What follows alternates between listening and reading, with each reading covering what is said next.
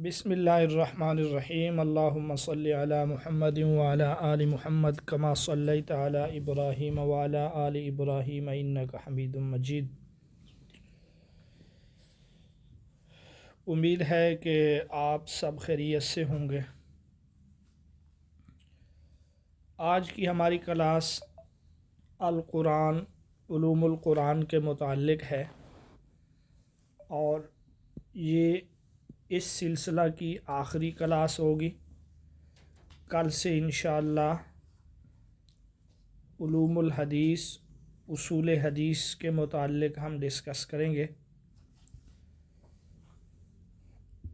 आज के जो हमारे अहम अबहास या अहम टॉपिक हैं उनमें से तदवीन कुरान है।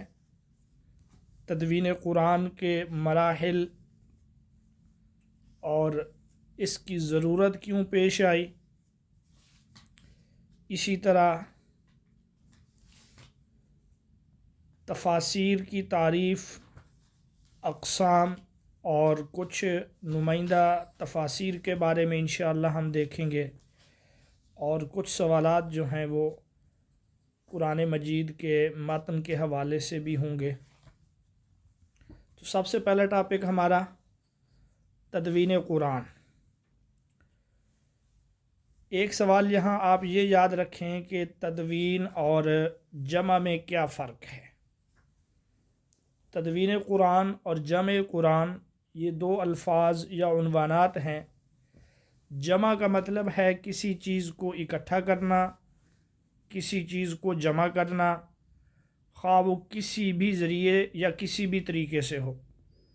मसलन आप किसी चीज़ को लिख कर जमा करते हैं, किसी चीज़ को याद रखते हैं, किसी तरीके से भी किसी चीज़ को महफूज करने का नाम जमा है।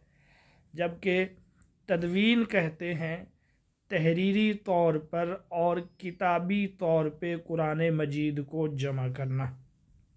ये इन दोनों में फ़र्क है कि तदवीन ख़ास है। तदवीन उस जमा को कहते हैं जो तहरीरी तौर पर हो, जो किताबी तौर पे हो। तदवीन कुरान के जो मराहिल हैं वो मशहूर मराहिल या मदारिज तीन हैं। पहला मरहला अहद रिसालत है जो हम पढ़ भी आए हैं। किताबत वहज के असालीब भी हमने देखे हैं और हमने ये बात भी पढ़ी थी कि रसूलुल्लाह के ज़माने में कुरान किताबी शक्ल में क्यों नहीं था, यानी एक जिल्द की तरह एक ही जगह पे कुरान मजीद क्यों मौजूद नहीं था। ये भी हम पढ़ आए हैं क्योंकि कुरान नाजिल हो रहा था और बाज़ अहकामात के नस्ख़ का सिलसिला भी जारी था और कई कई सूरतें मुसलसल नाजिल हो रही थीं।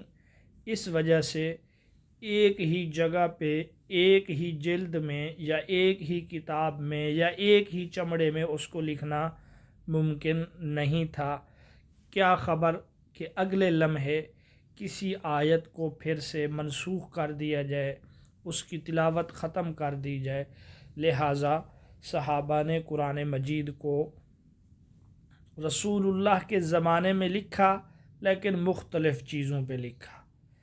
दूसरा जो मरहला है जिसको अहद सिद्दीकी या हज़रत अबू बकर का दौर कहते हैं, यहीं से हम आप लोगों से सवालात और जवाबात शुरू करेंगे कि इसका पस मंज़र क्या था और तदवीन का काम कैसे मुकम्मल हुआ। आप तमाम स्कॉलर जो है वो इस सवालात और जवाबात की नशिस्त में हिस्सा लें। ये हमारे सीखने के लिए है, हमारे बोलने के लिए एक प्रैक्टिस है। जितना हम बोलेंगे, सुनेंगे, एक दूसरे को सुनाएंगे तो हमें अपनी कमज़ोरियों का एहसास होगा, अंदाज़ा होगा। जी, तो पहला सवाल, सिद्दीक़ अकबर रज़ी अल्लाह तआला अन्हु के दौर में तदवीन कुरान के बारे में बताएं। कौन बताएगा जी आप में से?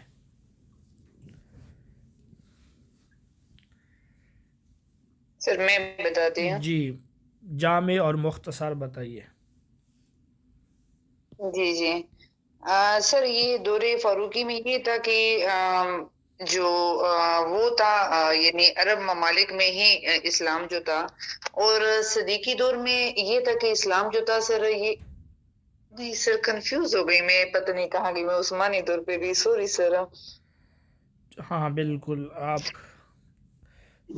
जी कोई और बिल्कुल सवाल सदीकी है? दौर ताहिरुल्लाह जी, ये ताहिरुल्लाह। सर जी, जंग यमामा हुआ तो मसले कज़ार के दरमियान जंग आया, तो इसमें को शहादा यानी के जो हुफ्फाज थे वो ज्यादा शहीद हुए थे, तो इसलिए उमर फारूक रज़ियल्लाहु अन्हु बार बार इकरार करते थे कि अबू बकर सिद्दीक़ को कहते थे कि उस कुरान को एक जगह इकट्ठा करे। तो जी इसके बारे में उसने कहा कि ये पहाड़ एक जगह से दूसरी जगह करना ये आसान है, लेकिन ये इकट्ठा करना मुझे मुश्किल है।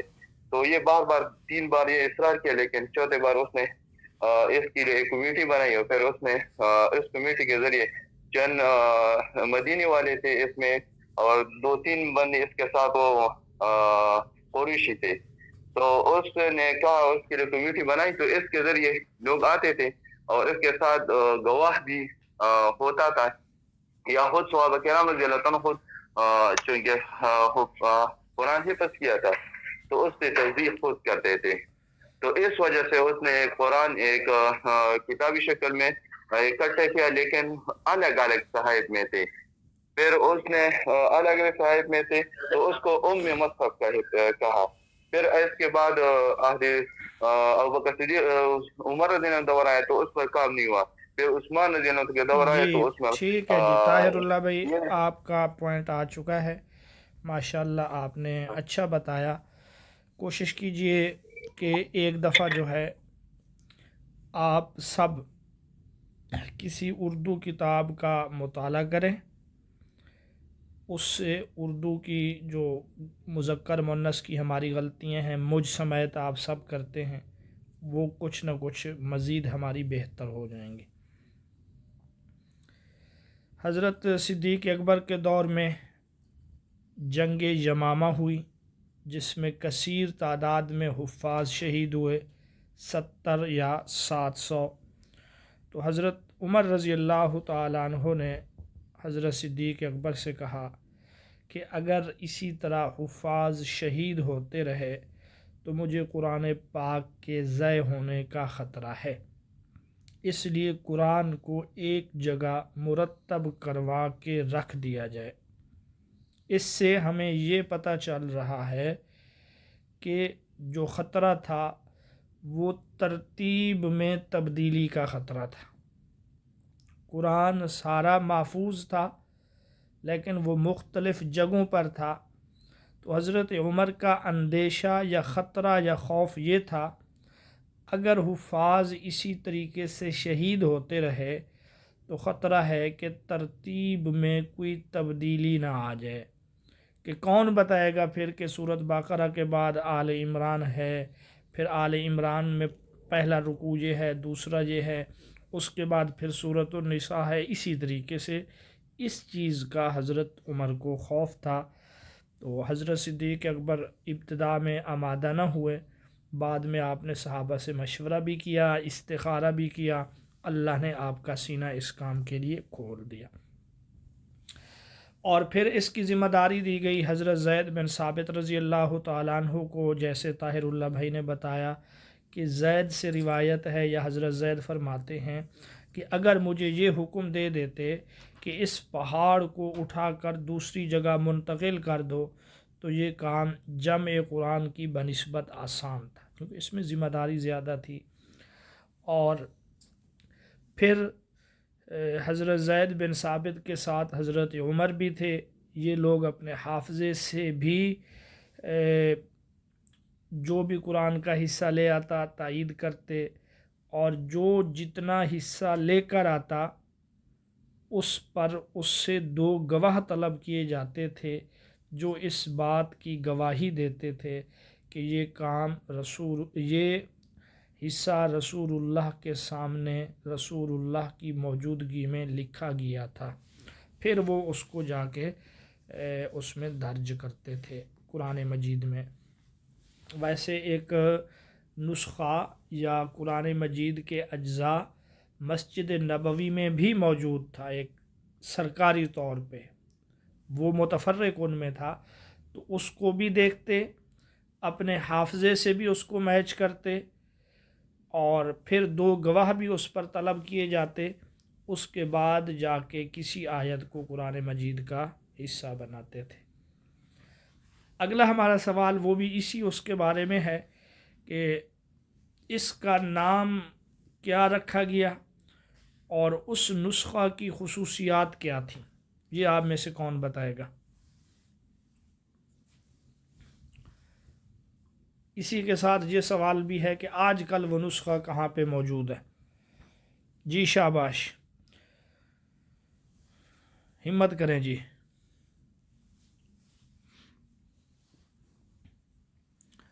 یہ آپ لوگوں کی کلاس ہے، میری کلاس نہیں ہے۔ میرے بولنے سے آپ کو صرف آپ کے کانوں کو ایک آپ لذت محسوس کریں یا تھکاوٹ محسوس کریں، یا ایک دفعہ آپ ذہن میں بٹھا لیں گے، لیکن جب تک خود نہیں بولیں گے میرا بولنا وہاں پہ کام نہیں آئے گا۔ اس لیے آپ لوگ خود محنت کریں، خود بولیں۔ جی ضیاء اللہ، اور کوئی بھی تیار نہیں ہے؟ السلام علیکم ورحمۃ اللہ۔ سر میں تو یہ انتظار کر رہا تھا کہ یہ لوگ جواب دیں گے۔ کل اس موضوع پہ میں نے ان کے ساتھ کافی لمبی کلاس بھی لی تھی، لیکن بہرحال چلے میں ہی بتا دیتا ہوں۔ رحمۃ اللہ۔ اچھا جی، ماشاء اللہ، زبردست۔ یہ آپ لوگ جب تک نہیں بولیں گے، یقین کریں ہم جتنا بھی کہیں آپ لوگوں کو اس کا فائدہ نہیں ہونا۔ ٹیسٹ تو ہے نہیں کہ آپ کے سامنے سوال لکھا ہوا ہے اور آپ جو ہے نا اس پہ ٹک کر دیں یا ببل فل کر دیں کہ یہ ہے۔ یہ انٹرویو ہے، اس میں آپ جا کے بولیں گے، ان سے مکالمہ، گفتگو، بات چیت کریں گے، اور اس کے سیکھنے کا مرحلہ یہی ہے۔ جی بھائی۔ جی سر، اس نسخے کو جو ہے اصطلاح کے اندر وہ الصحائف کہا جاتا تھا، یا اس کو بھی کہا جاتا تھا۔ اور الصحائف نام رکھنے کی وجہ یہ تھی کہ یہ باقاعدہ ایک کتاب کی شکل نہیں تھی، بلکہ یہ مختلف یہ جو صورتیں ہیں ان کو الگ الگ مدون کیا گیا تھا، اس کو ترتیب نہیں دی گئی تھی، بلکہ ان تمام صورتوں کو ایک غلاف میں بند کیا گیا تھا، یا ایک گتے کے اندر۔ اس وجہ سے اس کو الصحائف کہا جاتا تھا۔ اور اس کی جو خصوصیات تھی، وہ خصوصیات یہ تھی کہ یہ جو صورتیں تھی یہ اس ترتیب سے لکھی گئی تھی جو رسول اللہ صلی اللہ علیہ وسلم نے صورتوں کی ترتیب بتائی تھی، کہ یہ فلاں صورت، یہ اس کا یہ نمبر ہے، یا یہ آیات فلاں صورت کی ہے۔ مطلب اس کی ترتیب جو تھی ترتیب توقیفی تھی، جو کہ رسول اللہ صلی اللہ علیہ وسلم کی طرف سے بتائی گئی تھی۔ اور دوسری خصوصیت اس کی یہ تھی کہ اس نسخے کے اندر 7 احرف، وہ جو 7 حروف ہیں وہ اس میں جمع تھے، وہ سارے اس میں موجود تھے۔ اور تیسری خصوصیت یہ تھی، کل بھی میں نے بتایا تھا کہ رسول اللہ صلی اللہ علیہ وسلم کے دور میں جو قرآن پاک ہے وہ خط نبتی میں لکھا گیا۔ حضرت ابوبکر صدیق رضی اللہ تعالیٰ عنہ کے دور میں قرآن خط حیری میں لکھا گیا، اور آگے جا کے حضرت عثمان رضی اللہ تعالیٰ عنہ کے دور میں قرآن جو ہے وہ خط کوفی میں لکھا گیا۔ تو یہ قرآن خط حیری میں لکھا گیا تھا۔ اور چوتھی خصوصیت یہ تھی کہ ان میں وہ تمام آیات مبارکہ شامل تھی کہ جن کی تلاوت منسوخ نہیں تھی، اگرچہ ان کے احکام حکماً وہ منسوخ تھے، لیکن جب تک ان کی تلاوت منسوخ نہیں تھی تو وہ اس میں شامل تھے۔ تو اس نسخے کا جو بنیادی مقصد یہی تھا کہ امت کے پاس ایک معیاری نسخہ موجود ہو، تاکہ اگر ترتیب وغیرہ کو لے کے کوئی اختلاف ہوتا ہے تو اس سے رہنمائی لی جا سکے۔ بہترین جی۔ اور یہ اس کی خصوصیات، جی خصوصیت بتا رہے ہیں یا اگلا ٹاپک ہے؟ نہیں، اگلے سوال کی طرف جا رہا ہوں، اگلے سوال کی طرف سر۔ جی، جو آپ نے کیا کہ اس کے نسخے کہاں موجود ہے، تو ڈاکٹر محمود غازی صاحب اس حوالے سے فرماتے ہیں کہ اس کے 4 نسخے اب تک موجود ہے۔ ایک نسخہ تاشقند میں ہے، ایک برلن میں ہے، اور ایک استنبول میں ہے۔ یہ آپ وہ عثمانی دور کا بتا رہے ہیں میرے خیال میں۔ جی وہ عثمانی دور کا ہے سر۔ وہ جو 4 نسخے ہیں نا، یہ عثمانی دور کے ہیں جو استنبول میں آج یہ نسخے تو ختم ہو گئے۔ جی سر بالکل، یہ نسخے تو صرف ایک ہی نسخہ تھا، وہ حضرت حفصہ رضی اللہ تعالیٰ کے پاس تھا، اور بعد میں مروان بن حکم نے اس کو منگوا کے اس کو تلف کر دیا تھا۔ اس کو فی الحال اس کوئی موجود نہیں ہے وہ۔ جی اب یہ موجود نہیں ہے۔ ہاں، اسی کو بنیاد بنا کے آگے دور عثمانی میں تدوین کا کام کیا گیا۔ حضرت صدیق اکبر نے چونکہ وصیت کر دی تھی، حضرت عمر کو خلیفہ نامزد کر دیا تھا، اس لیے آپ کے بعد وہ صحیفہ حضرت عمر کو ملا اور حضرت عمر کے پاس رہا۔ ان کی شہادت کے وقت چونکہ خلیفہ کا انتخاب نہیں ہوا، 6 رکنی شورا کی ایک کمیٹی بنائی گئی، تو پھر وہ حضرت حفصہ رضی اللہ تعالی عنہ کے پاس رہا۔ حضرت حفصہ سے مروان طلب کرتا رہا جب حضرت عثمان کے دور میں تدوین کا کام مکمل ہو گیا تھا، لیکن حضرت حفصہ مسلسل انکار کرتی رہیں، یہاں تک کہ جب آپ کی وفات ہوئی تو حضرت عبداللہ بن عمر کے پاس وہ نسخہ آیا، تو مروان نے عبداللہ بن عمر سے لے کر اس کو تلف کروا دیا تاکہ اختلاف کا کوئی شیبہ، کوئی گنجائش باقی نہ رہے۔ تو اس وقت اس کا کوئی نسخہ جو ہے وہ موجود نہیں ہے۔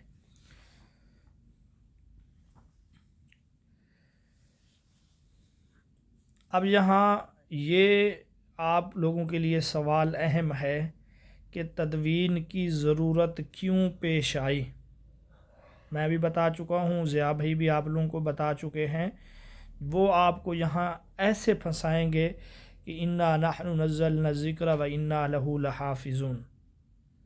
یہ آیت بھی موجود تھی اور رسول اللہ کے زمانے میں قرآن لکھا بھی جا چکا تھا، پھر کس چیز کا اندیشہ تھا حضرت عمر کو؟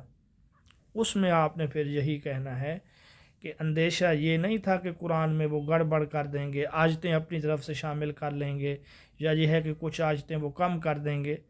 اندیشہ تھا کہ ترتیب میں کوئی گڑبڑ نہ ہو جائے، ترتیب آگے پیچھے نہ ہو جائے، کیونکہ مختلف اور متفرق اجزاء تھے، حفاظ کو تو یاد تھے، بعد میں کہیں اس میں کوئی خلل نہ آ جائے، اس لیے آپ نے کہا کہ ایک ہی ترتیب میں قرآن مجید کو سرکاری سطح پہ جمع کیا جائے۔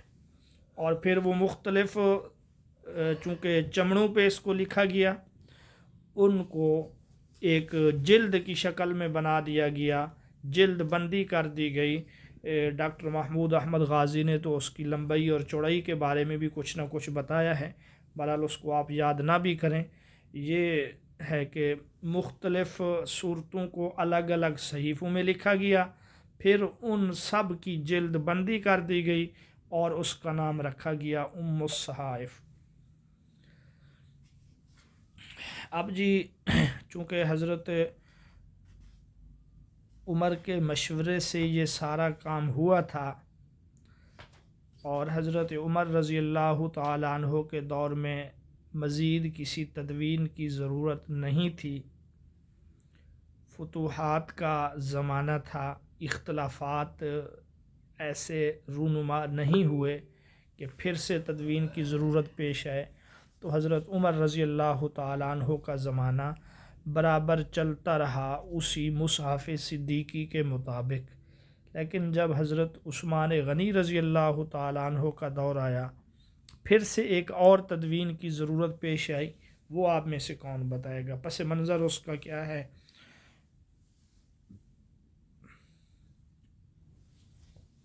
جی اچھا سر، میرے ایک کوشچن ہے۔ جی سر یہ میں نے یہ علوم القرآن میں پڑھا ہے، یہ تقی عثمانی صحابی جو ہیں تو وہ وہاں لکھتے ہیں کہ یعنی یہ جو دور صدیقی میں جو تدوین ہوئی تھی نا، تو وہ ایک ہی کتابی شکل میں نہیں تھی سر، یہ جو کتابی شکل بالکل ایک دی گئی ہیں، یہ عثمانی دور کا کام ہے۔ وہاں پہ یعنی 114 صورتیں ہیں، تو ان کو وہ ترتیب تو کیا گیا، یعنی ترتیب وار بھی تھی، اور ان صورتوں کو وہ لیکن صورتیں الگ الگ تھی، یعنی یہ متفرق تھی، پھر بھی جیسے وہ اجزاء میں تو نہیں تھی، جیسے نبی پاک صلی اللہ علیہ وسلم کے دور میں مختلف اجزاء میں جو بکری ہوئی تھی وہ تو نہیں تھی، دیکھیں بٹ یہ تھی کہ پھر بھی وہ متفرق تھیں، لیکن ہر صحیفے یا ہر چمڑے پر اگر ہم کہیں آخر میں ان کی جلد بندی کر دی گئی تھی، وہ پوری جو ہے نا پھر ایک کتاب کی شکل بن گئی تھی۔ ایسے نہیں ہے کہ 114 الگ الگ ان کے پاس ٹکڑے تھے، ایسا نہیں تھا، ان کی جلد بندی کی گئی تھی۔ اچھا سر، تھینک یو۔ جی کون بتائے گا اگلا سوال جو ہے؟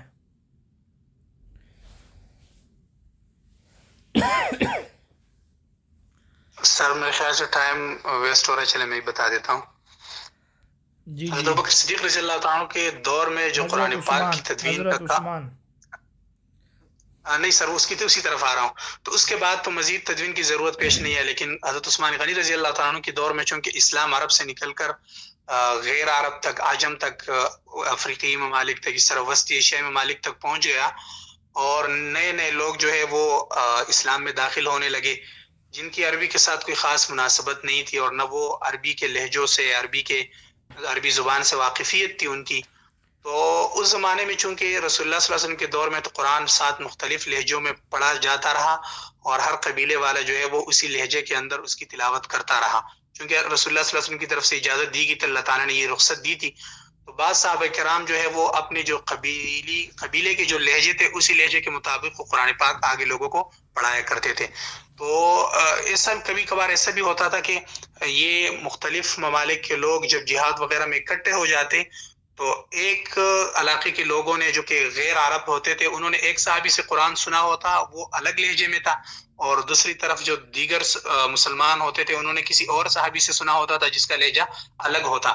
اب جب یہ آپس میں قرآن پاک کو ایک دوسرے کو سناتے، یا نماز وغیرہ میں جب کسی قرآن کے پڑھنے کی ضرورت پیش آتی، تو اس وقت اس حوالے سے اختلافات پیدا ہو جاتے۔ ایک فرقے والے کہتے تھے، ایک علاقے کے لوگ، کہ آپ نے جو قرآن پڑھا ہے وہ ٹھیک نہیں ہے، دوسرے کہتے کہ نہیں ہمارا والا ٹھیک ہے۔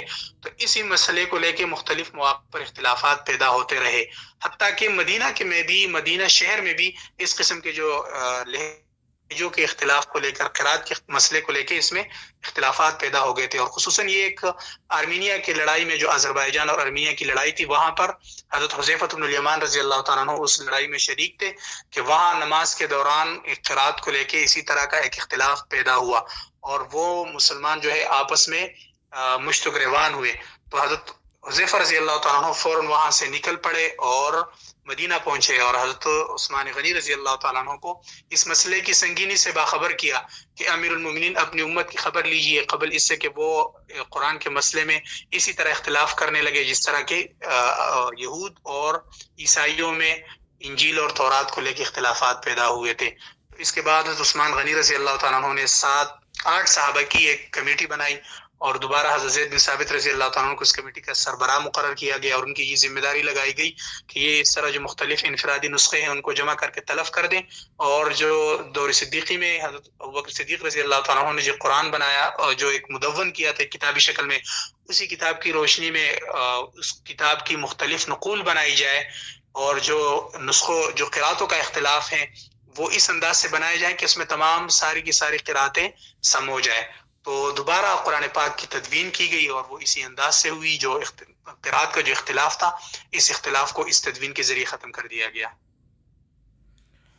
جی شاباش جی، زبردست۔ تو اس میں آپ اختلاف کو مد نظر رکھیں گے کہ کرتوں میں جو اختلافات ہوئے، حضرت حذیفہ بن یمان رضی اللہ تعالیٰ عنہ نے اس کا مشورہ دیا، اور پھر لغت قریش کے مطابق لکھا گیا۔ جیسے ایک لفظ ہے تابوت، تابوت کے لکھنے میں اختلاف ہوا کہ اس کو گول تا کے ساتھ لکھیں یا تائے مربوطہ، تو پھر اس کو قریش کے اس کے مطابق لکھا گیا۔ آپ نے ان صحابہ کے نام بھی یاد رکھنے ہیں جن کو یہ ذمہ داری دی گئی۔ 4 بڑے صحابہ تھے، زید بن ثابت رضی اللہ تعالیٰ عنہ جو سربراہ بھی تھے، عبداللہ بن زبیر یہ جو ہے قریشی تھے، اور اشعار وغیرہ اور رسم الخط سے بڑے واقف تھے، اور سعید بن عاص رضی اللہ تعالیٰ عنہ خوبصورت املا کروانے کے ماہر تھے۔ یہ عبد الرحمن بن حارث رضی اللہ تعالیٰ عنہ، یہ 4 صحابہ تھے۔ بعد میں ان کے ساتھ مزید صحابہ ملتے گئے جن کی تعداد 12 تک بتلائی جاتی ہے۔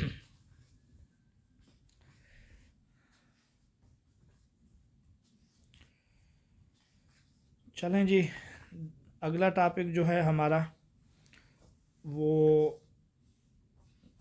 قرآن مجید کی مختلف مقامات نزول کے لحاظ سے ہے، آپ میں سے کون بتا سکتا ہے کہ حضری، سفری، نہاری، لیلی، صیفی، شتعی ان سے کیا مراد ہے؟ کوئی ایک اسکالر ہمت کرے، بالکل آسان ہے۔ حضری آیات کن کو کہا جاتا ہے؟ السلام علیکم سر۔ جی وعلیکم السلام ورحمۃ اللہ، شاباش جی۔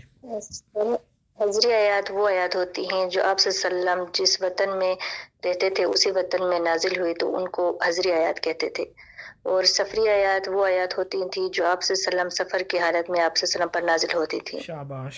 نہاری آیات وہ آیات ہوتی تھی جو دن کے ٹائم آپ صلی اللہ علیہ وسلم پر نازل ہوتی تھی، شاباش۔ اور لیالی آیات وہ آیات ہوتی تھی جو رات کے وقت آپ صلی اللہ علیہ وسلم پر نازل ہوتی تھی، قرآن کا اکثر اور حصہ شتائی کس آیات وہ وقت آیات نازل ہوتی ہوا تھا یہ بتا دیں؟ جی سر۔ قرآن کا اکثر حصہ دن کو نازل ہوا یا رات کو؟ سر رات کو۔ نہیں سر، یہ نہاری ہے دن کو۔ قرآن کی پہلی وحی رات کو نازل ہوئی تھی، لیکن زیادہ تر حصہ جو ہے وہ دن میں نازل ہوا ہے۔ صحیح جی۔ اور صیفی آیات وہ آیات ہیں سر جو گرمیوں میں نازل ہوئی تھی، اور شتائی آیات وہ آیات ہیں جو آپ صلی اللہ علیہ وسلم پر سردی کے موسم میں نازل ہوئی تھی۔ جی، فراشی، نومی، سماوی یہ بھی بتا دیں۔ فراشی آیات وہ آیات ہیں جو آپ صلی اللہ علیہ وسلم جب بستر پر سونے کے لیے جاتے تھے اس وقت نازل ہوتی تھی، اور نومی آیات وہ آیات ہیں جو آپ صلی اللہ علیہ وسلم رات کو نیند کی حالت میں آپ صلی اللہ علیہ وسلم پر نازل ہوتی تھی۔ جی۔ اور سماوی آیات وہ آیات ہیں جو آپ صلی اللہ علیہ وسلم آسمانوں کے سفر پر ہوتے تھے تب آپ پر نازل ہوئی تھی۔ شاباش۔ چلیں یہاں یہ بات بھی بتا دیں، دیگر الہامی کتب اور قرآن مجید میں فرق کیا ہے؟ جی، کوئی اور اسکالر ہمت کرے؟ جی کوشش کریں کوئی اور اسکالر جنہوں نے ابھی تک حصہ نہ لیا ہو۔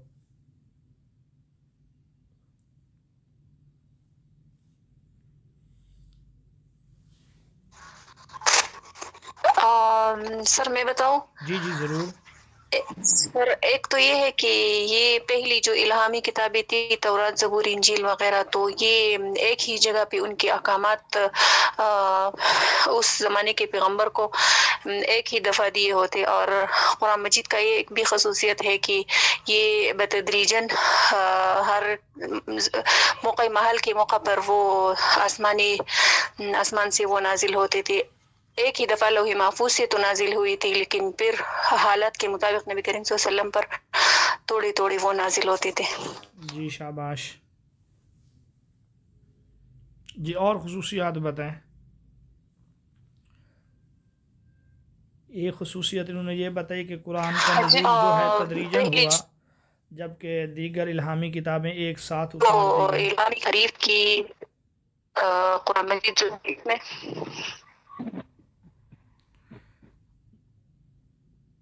ٹھیک ہے، ایک دو میں بتا دیتی ہوں۔ جی جی۔ اچھا جی دیکھیے، قرآن پاک جو ہے یہ تمام انسانیت کے لیے ہے، تمام زمانوں اور تمام لوگوں کے لیے، ٹھیک ہے نا، جبکہ جو دیگر کتب ہیں یہ مخصوص زمانے اور مخصوص قوموں کے لیے تھی، ٹھیک ہے۔ مثلاً اگر آپ تورات لے لیں تو یہ بنی اسرائیل کے لیے تھی صرف۔ اس کے علاوہ جو ان کی مطلب بعض اور ان کی جو وہ ہیں فیچرز ہے وہ یہ ہے کہ قرآن جو ہے یہ زندگی کے تمام شعبوں کے لیے ایک مکمل ہدایت ہے، جیسے اس میں تمام طرح عقائد، عبادات ہیں، معاملات ہیں، مطلب یہ اخلاق سب کچھ شامل ہیں۔ لیکن جو دیگر کتب ہے الہامی یہ اپنے اپنے دور کے حساب سے تھی، اور بعد میں جو آنے والی کتاب تھی یعنی قرآن، اس نے ہی باقی کتابوں کی بھی تکمیل کی ہے۔ شاباش۔ قرآن مجید جو ہے یہ تحریف سے محفوظ ہے ہمیشہ کے لیے، جبکہ دیگر کتب میں تحریفات ہو چکی ہیں۔ قرآن اللہ کا کلام ہے۔ باقی مزید خصوصیات جو آپ سب کو پتہ ہو، آپ کے ذہن میں جو بھی خصوصیت ہو قرآن مجید کی، آپ یہاں پہ اس کا تذکرہ کر سکتے ہیں۔ یہ وہ کتاب ہے جس کو دیکھنا بھی ثواب ہے، پڑھنا بھی، سننا بھی۔ تفسیر بالرائے کسے کہتے ہیں؟ یہ کون بتائے گا آپ میں سے؟ سر تفسیر بالرائے وہ تفسیر ہے جو ایک مجتہد اپنی رائے سے اجتہاد کے ذریعے سے تفسیر کرے۔ शाबाश।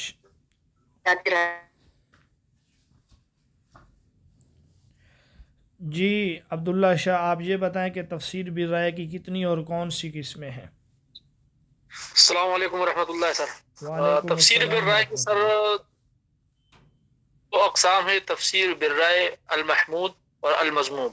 जी अल महमूद में ये है कि जो कुरानी उलूम है उसको मद्देनजर रखते हुए जो 15 उलूम जलालुद्दीन सुयूती रहमतुल्लाह अलैह ने अल-इत्क़ान के उलूम कुरान में जिक्र किया है, उसको मद्देनजर रखते हुए उसके मुताबिक तफसीर किया जाए तो तफसीर बिर राय हो गया, अल जी महमूद हो गया। और तफसीर बिर राय अल मज़मूम ये हो गया कि जो अपने तौर पे अपने तावीलात के मुताबिक आयात अपने जो है ना वो फ़िरक़ी या अपने जो है ना मकासद के लिए जो है ना आयात की तावीलात करना, उसको जो है ना तफसीर बिर राय अल मज़मूम कहा जाता है। जी ज़बरदस्त। अच्छा मुझे ये बताएं कि सूरत अहज़ाब में अज़वाज मुताहरात की जो खुसूसियात या इम्तियाज़ात बयान की गई हैं, उनमें से आप जो है मुझे 2 या 3 बताएं।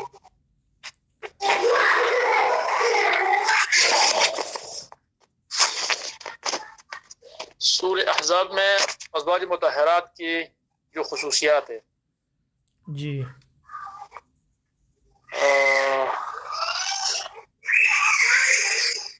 अज़वाज मुताहरात के सब तो खुसूसियात तो बहुत काफ़ी सारे एग्जिट अभी सूरह अहज़ाब के मुतालिक जो है ना मुझे ज़हन में नहीं आया। चलें एक मैं बता देता हूँ कि उनको उम्महातुल मोमिनीन का दर्जा दिया गया। बिल्कुल सर, उम्महातुल मोमिनीन का दर्जा दिया गया। एक और बताएं आप। तुम्हारे ये तुम्हारे मैं हैं, इनके साथ जो है ना कभी ये यही है जी। हमारी ये निकाह नहीं हो सकता। शाबाश। एक ये उनकी खुसूसियत है कि रसूलुल्लाह के बाद उनसे निकाह जो है वो जायज़ नहीं है। कोई स्कॉलर और स्कॉलर मज़ीद कोई खुसूसियत बताए।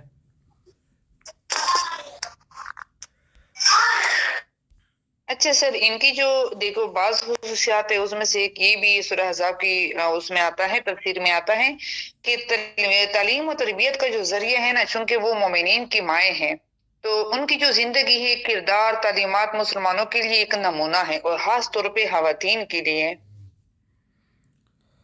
खुसूसियात में से एक ये है कि अल्लाह ने फरमाया कि अगर ये फर्मा बरदारी करेंगी तो इनके लिए दुगना अजर है, और अगर ये नाफरमानी करेंगी तो इनके लिए दुगना अजाब है। और इसी तरह इनको घरों में रहने का हुक्म दिया गया, जहलियत वाले तबर्रुज से इनको मना किया गया। ये 4 खुसूसियत हैं। इसके अलावा मज़ीद भी आप जो है वो देख सकते हैं। अच्छा ये बताएं कि सूरत अन-नहल में नक़्ज़ अहद को किस मिसाल से समझाया गया है? कौन इसका जवाब देगा? सूरत अन-नहल में नक़्ज़ अहद को किस मिसाल में? जी सूरह नहल में नक़्ज़ अहद को एक औरत की सूत गाते हैं और इसको फिर टुकड़ा करने से मिसाल दिया गया है जी कि एक औरत सूत को गाती है और बड़ी मेहनत से बनाती है और उसको फिर अपने ही हाथों से टुकड़े कर देती है।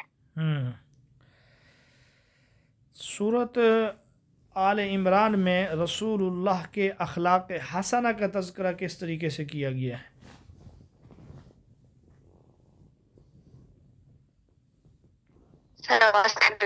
सूरत आल इमरान में रसूलुल्लाह के अखलाक हसना के बारे में क्या कहा गया है?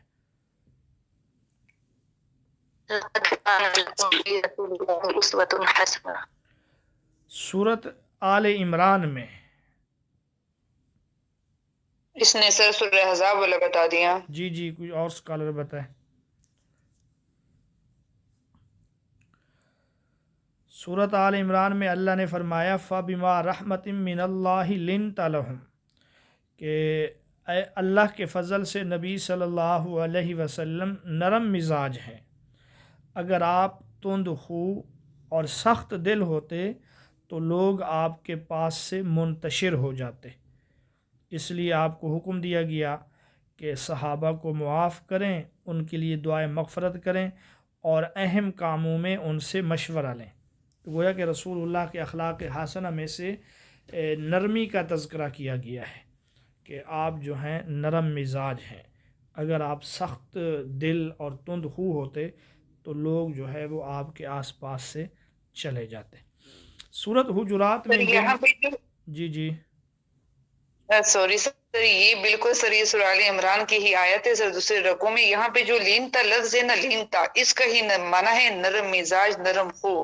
اسی سے میں نے کسی کا نام رکھا ہے لینتا، اور سر میں یہ آیت ہی بھول گئی. جی، یہ آپ لوگوں کے انٹرویو میں سوال پوچھا گیا ہے، گزشتہ جو انٹرویو ہوئے ہیں.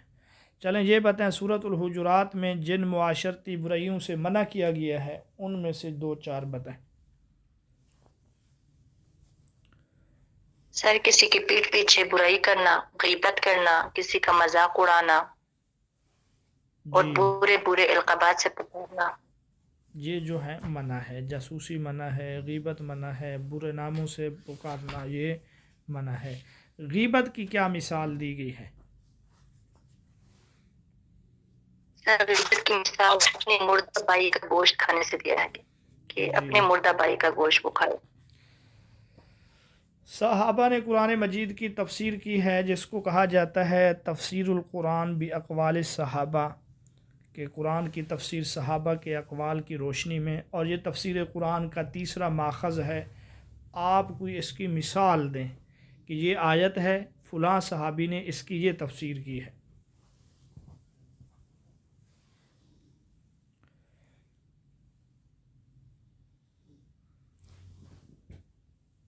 شاباش جی، شاباش، ہمت کریں، جلدی کریں.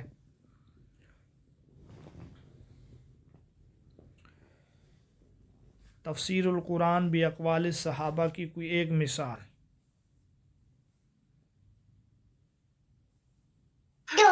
سر اس حوالے سے میں ایک مثال یہ دینا چاہوں گا کہ جب سورۃ النصر نازل ہوئی تو سورۃ النصر نازل ہونے کے بعد حضرت ابوبکر صدیق رضی اللہ تعالیٰ عنہ رو پڑے. تو لوگوں نے کہا کہ حضرت آپ کیوں رو رہے ہو، یہ تو اللہ تعالیٰ کی طرف سے خوشخبری ہے، لیکن آپ اس سے رو رہے ہو. تو حضرت صدیق رضی اللہ تعالیٰ نے فرمایا کہ تم لوگ تو ظاہری چیز کی طرف دیکھ رہے ہو، لیکن میں معنوی چیز کی طرف دیکھ رہا ہوں کہ اس صورت میں رسول اللہ صلی اللہ علیہ وسلم کی وفات کی طرف اشارہ ہے. تو یہ بھی تفسیر القرآن باقوال صحابہ ہو گئی ایک مثال. جی، وَاعْتَصِمُوا بِحَبْلِ اللَّهِ، اللہ کی رسی کو مضبوطی سے پکڑو. حضرت علی فرماتے ہیں اللہ کی رسی سے مراد قرآن مجید ہے. الذین آمنوا ولم یلبسوا ایمانہم بظلم، وہ لوگ جو ایمان لائے اور پھر اپنے ایمان کو ظلم کے ساتھ نہیں ملایا. تو حضرت عبداللہ بن مسعود فرماتے ہیں کہ اس سے مراد، ظلم سے مراد اس جگہ پہ شرک ہے. اسی طریقے سے قرآن میں ہے وَمَن يُؤْتَ الْحِكْمَةَ فَقَدْ أُوتِيَ خَيْرًا كَثِيرًا، کہ جسے حکمت دی گئی اسے خیر کثیر دیا گیا. حضرت عبداللہ بن عباس فرماتے ہیں کہ یہاں حکمت سے مراد محکم، متشابہ، ناسخ، منسوخ وغیرہ کا علم ہے. تو یہ تفسیر القرآن باقوال الصحابہ کی مثالیں ہیں. چلیں یہ بتائیں. جی سر اس سوال ابھی جو ٹیسٹ ہوا ہے ہمارا قریبی ٹیسٹ جو لیکچرار کا، اس میں بھی 2 سوال جو تھے وہ تفسیر القرآن باقوال صحابہ کے ہی تھے. عبداللہ بن مسعود اور حضرت عبداللہ بن عباس رضی اللہ تعالیٰ عنہ کی جو تفسیری آراء پوچھی گئی تھی، تو وہ بھی اسی کی مثالیں ہیں. جی، وہ پتھر سے مراد گندھک کا پتھر ہے، اور دوسرا بھی تھا کہ کفر و شرک کے اندھیرے جو ہیں وہ چھٹنے لگے. سورۃ البقرہ سے ہی دونوں سوال اٹھائے گئے تھے اور پہلے 2 رکوعات سے.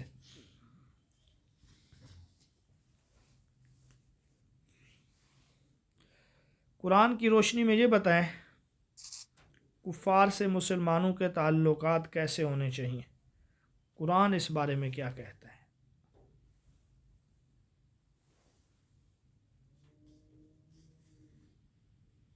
سر کفار کے ساتھ جو معاملات ہوتے ہیں ان کی باہمی 4 صورتیں ہو سکتی ہے.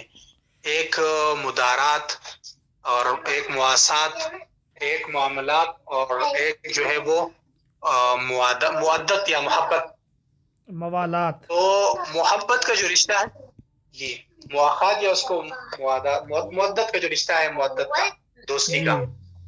تو سر اس میں جو مواسات ہے، غمخواری اس کے ساتھ وہ کرنا، خوش اخلاقی کے ساتھ پیش آنا، اس میں تو کوئی مسئلہ نہیں، حرج نہیں ہے، تو آپ بالکل ان کے ساتھ کر سکتے ہیں، اپنے اچھے اخلاق کے ذریعے ان کو متاثر کرنے کی کوشش کی جا سکتی ہے۔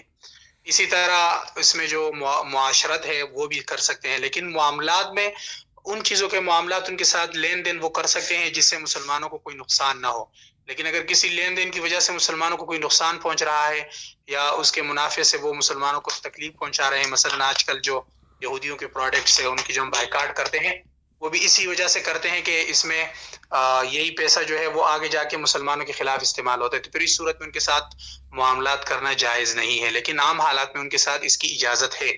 اور چوتھی چیز جس سے منع کیا گیا ہے وہ مودت اور محبت کا تعلق ہے، دوستی کا، کہ ان کے ساتھ دلی طور پر محبت قائم کرنا، دلی طور پر دوستی کرنا، تو اس چیز سے اللہ تعالیٰ نے باقاعدہ سے منع فرمایا کہ یہ تمہارے کبھی بھی دوست نہیں ہو سکتے۔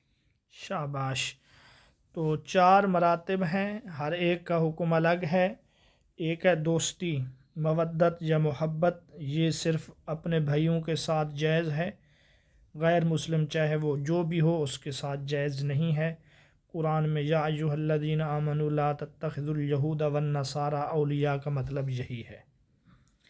دوسرا جو ہے وہ ہے غم خواری، مواسات، ہمدردی، یہ جو ہے عام کافروں کے ساتھ جائز ہے، لیکن جو غیر مسلم ہمارے خلاف جنگ کر رہے ہیں جن کو حربی کہا جاتا ہے ان سے جائز نہیں ہے۔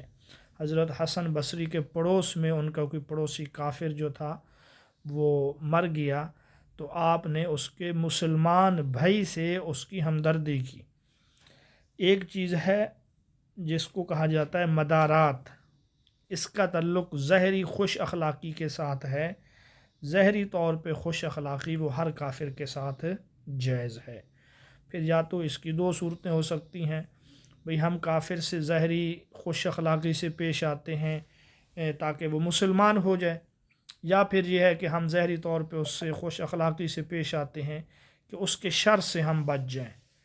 اور آخری چیز جو ہے وہ ہے معاملات، تو معاملات بھی تمام کافروں کے ساتھ جائز ہیں، لیکن بعض حالات میں یہ بھی ناجائز ہو جاتے ہیں، جب ہمارے معاملات سے ان کو مالی فائدہ ہو یا کوئی ایسا فائدہ ہو جس سے دیگر مسلمانوں کو نقصان پہنچے، بالخصوص جنگ کے دنوں میں ان کو ساز و سامان فروخت کرنا، ان کو اپنے علاقے میں جگہ دینا، جیسے آج کل ہمارے سب سے زیادہ دبئی میں وہ لوگ آئے تھے اسرائیل سے، تو ایسی چیزیں شریعت اسلامیہ میں جائز نہیں ہیں۔ ٹھیک ہے جی، بہت شکریہ۔ آج کی ہماری یہ کلاس مکمل ہوئی ہے، تقریباً کوئی 40 منٹ کے قریب یہ ہماری کلاس تھی۔ بر وقت کلاس میں شرکت کریں، اسی طریقے سے انشاءاللہ آگے بھی ہم اس کو جاری رکھیں گے۔ کل انشاءاللہ ہم حدیث پڑھیں گے، حدیث میں آپ نے بنیادی اصطلاحات جو ہیں وہ بھی یاد کر کے ہیں۔ ایک اچھی کتاب ہے تفسیر مصطلح الحدیث، تو تفسیر مصطلح الحدیث کی کوئی بھی آپ کو شرح مل جائے، آپ عربی پڑھنا چاہتے ہیں تو نور علی نور، نہیں تو اردو میں کوئی بھی آپ کو کتاب مل جائے آپ اس کو تیار کر لیں، تو اصول حدیث کا ٹاپک آپ لوگوں کا کلیئر ہوگا۔ جی ضیاء اللہ۔ سر میرا ایک سوال ہے اسی تفسیر کے حوالے سے، مجھ سے انٹرویو میں پوچھا گیا تھا